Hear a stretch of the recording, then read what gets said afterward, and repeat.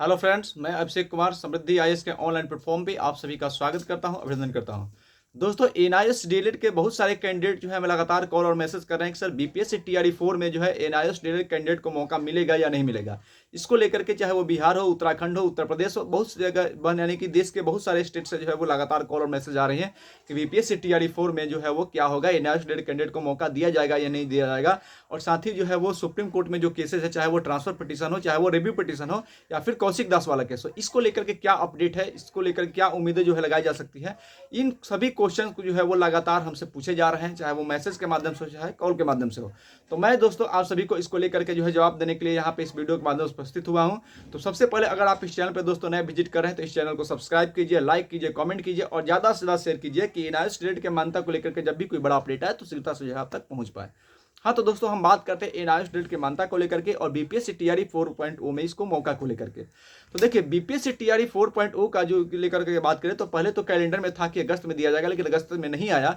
लेकिन अब ऐसा लग रहा है कि बीपीएससी टीआरई 4.0 जो है वो सितंबर में आ जाएगा, यानी कि सितंबर में बीपीएससी टीआरई 4.0 का अनाउंसमेंट कर दिया जाएगा और वहाँ पे फॉर्म भरने की डेट जो है वो जारी कर दी जाएगी।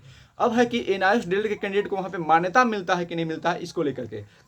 तो देखिए, एनआईएएस डीएलएड को मान्यता को लेकर देने को लेकर के 3 केसेस जो है फिलहाल सुप्रीम कोर्ट में चल रहे हैं। और अगर इस किसी केस में सबसे ज़्यादा उम्मीदें हैं तो वो है दोस्तों रिव्यू पिटीशन को लेकर के। तो रिव्यू पिटीशन का अपडेट ये है कि अभी तक रिव्यू पिटीशन का कब सुनवाई होगा, इसका कोई डेट जो है वो दोस्तों नहीं जारी किया जाएगा, नहीं किया गया है। यानी कि रोज जो है दोस्तों मैं देखता हूं, लेकिन इसीलिए मैं 2-3 दिन से एनआईएएस डेट पे कोई वीडियो नहीं बना रहा था, क्योंकि कोई अपडेट आ ही नहीं रहा। रिव्यू पिटीशन पे दोस्तों अभी तक जो है वो कब इसकी सुनवाई होगी इसका कोई डेट नहीं शो कर रहा है। तो रिव्यू पिटीशन का हो गया, कोई डेट अभी शो नहीं कर रहा। जैसे ही इसका डेट आएगा मैं आप सभी को जरूर बताऊंगा। वहीं बात करें ट्रांसफर पिटीशन की, ट्रांसफर पिटीशन से एनआईएएस डीएलएड के जो कैंडिडेट है उनको बहुत ज़्यादा जो है दोस्तों उम्मीदें हैं। ये उत्तर प्रदेश का केस है, Adarsh Kumar Shrivastava versus union of Uttar Pradesh का केस है और ये जो है वो लगा हुआ है सुप्रीम कोर्ट में। और इसका डेट सभी को मालूम है, इसकी सुनवाई का डेट जो है वो 23 सितंबर यानी कि 23 सितंबर को जो है सुप्रीम कोर्ट में होने वाली है। लेकिन इसका डेट जो है दोस्तों काफ़ी जो है वो बाद में लगा है, यानी कि लेट लगा है। तब तक ऐसी उम्मीदें हैं कि टीआरई 4 का कुछ ना कुछ तो हो ही जाएगा। तो अगर टीआरई 4 का अनाउंसमेंट सितंबर में हो जाता है तो उसके पहले यानी कि अनाउंसमेंट तक जब फॉर्म भरने का लास्ट डेट आएगा उसके पहले तक जो है वो अगर ये ट्रांसफर पिटीशन में जजमेंट आ जाता है इनके फेवर में, एनआईएएस के फेवर में, तो निश्चित रूप से जो है मौका मिलेगा। लेकिन अगर नहीं आता है तो फिर दिक्कतें होंगी। तीसरी जो केस, तो यानी इसका कारण ये है कि इसको जो है वो लेट लगाया गया है। उसके बाद तीसरा जो केस है दोस्तों कौशिक दास का, कलकत्ता वाले कौशिक दास वाला केस, तो इस केस की सुनवाई जो है दोस्तों अगस्त में 27 अगस्त को है। आज 20 अगस्त है, 7 दिन बाद जो है 27 अगस्त को इस सुनवाई सुप्रीम कोर्ट में होने वाली है। लेकिन एक इंपॉर्टेंट चीज़ ये है कि इस केस को जो है वो ट्रांसफर पिटीशन के साथ टैग कर दिया गया है। तो अब देखना है कि उस दिन जब सुनवाई होती है तो वकील किस तरह से अपनी बातों को रखते हैं और वहाँ से क्या जो है जज फैसला लेते हैं, इस पर सारी चीज़ें जो है वो डिपेंड करेगी। तो जैसे ही ये जो सुनवाई होगी वहाँ से कोई अपडेट आएगा तो आपके साथ जरूर शेयर करेंगे। लेकिन हमें सबसे ज़्यादा अगर किसी केस से उम्मीद है वो तो रिव्यू पिटीशन से है, और रिव्यू पिटीशन का अभी जो है डेट नहीं आया है।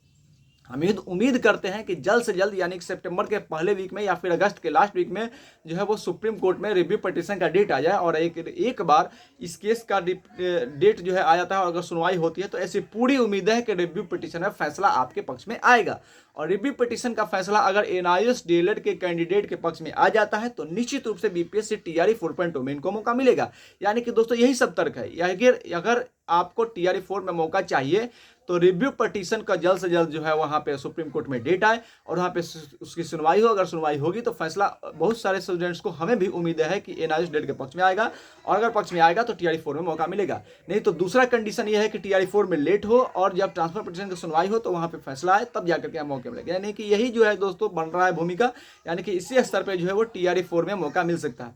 तो टीआरई 4 ऐसी उम्मीदें हैं कि सितंबर में आ जाएगा।